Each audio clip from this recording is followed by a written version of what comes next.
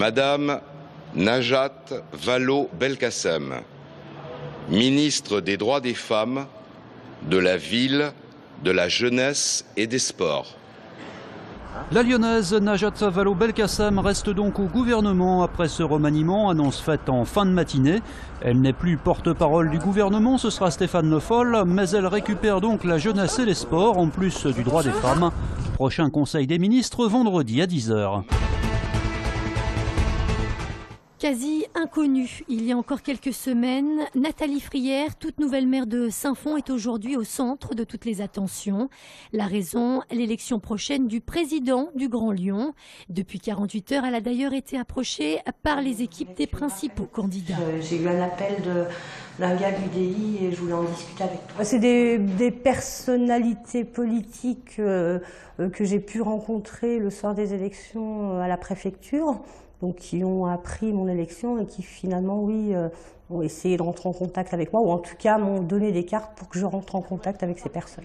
Pourquoi tant d'intérêt pour cette maire de Saint-Fond fraîchement élue? C'est tout simple, elle est sans étiquette et comme elle, il devrait être une vingtaine à siéger dans la toute nouvelle assemblée du Grand Lyon. Autant de voix qui pourraient faire pencher la balance. Et ça, Gérard Collomb comme François-Noël Buffet le savent bien. Du coup, depuis dimanche, les négociations vont bon train en coulisses. Je n'ai pas envie de négocier avec les groupes.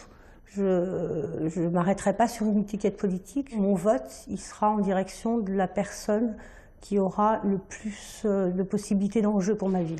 Nathalie Frière préfère pour l'instant taire son choix, mais elle sait déjà le nom du candidat qu'elle glissera dans l'enveloppe. L'élection du président du Grand Lyon est prévue d'ici à la fin du mois.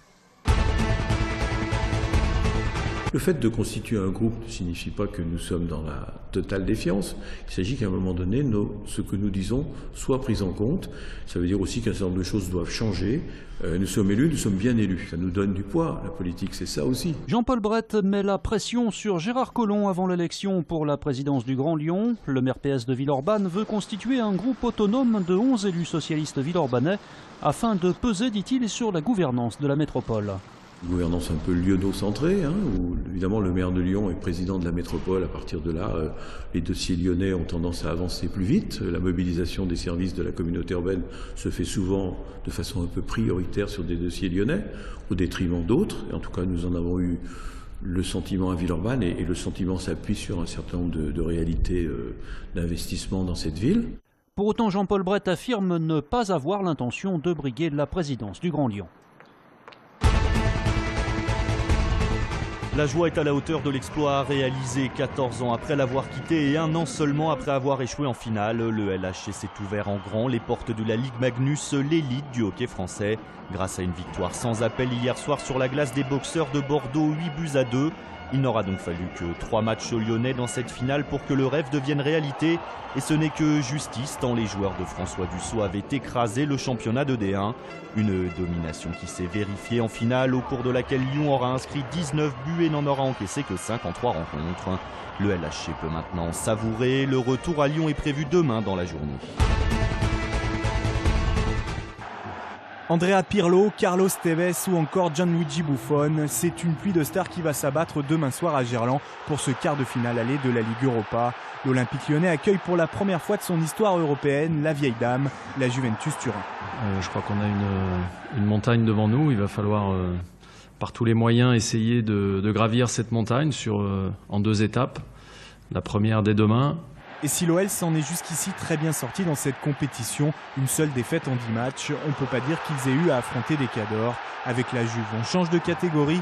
Les Turinois qui se dirigent tout droit vers un 30e Scudetto en Italie ont tout loisir de faire de cette Coupe d'Europe une priorité. Les Lyonnais, eux, restent sur un derby perdu et doivent gérer beaucoup de forfaits. Le dernier en date, Johan Gourcuff, blessé à la cheville.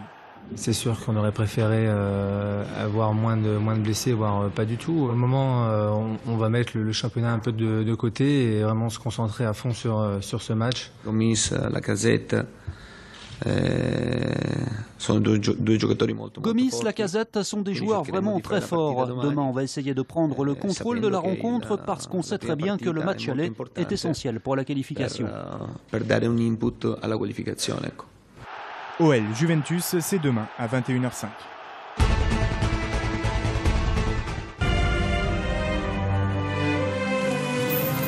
C'est la star des cirques. Le Cirque du Soleil, multinationale canadienne, débarque à la halle Tony Garnier pour 5 jours. Une centaine de camions, des tonnes de décors et 46 artistes sont présents pour ce spectacle intitulé Kidam. Kidam est un peu l'histoire, un hommage, je dirais, à l'individu. Ici, c'est vraiment plus le côté humain, le côté un spectacle plus théâtral que ce qu'on est habitué de voir avec le cirque. Et puis, c'est vraiment, il voulait que on voit chaque individu dans ce lieu qui est un peu comme une gare, comme un aéroport, et pour que les gens puissent s'identifier vraiment à chaque personne du spectacle. 10 numéros composent le spectacle. Acrobates, contorsionnistes ou équilibristes, ce sont les meilleurs de leur discipline. Je fais partie du numéro de corde à sauter, qui est un numéro de groupe.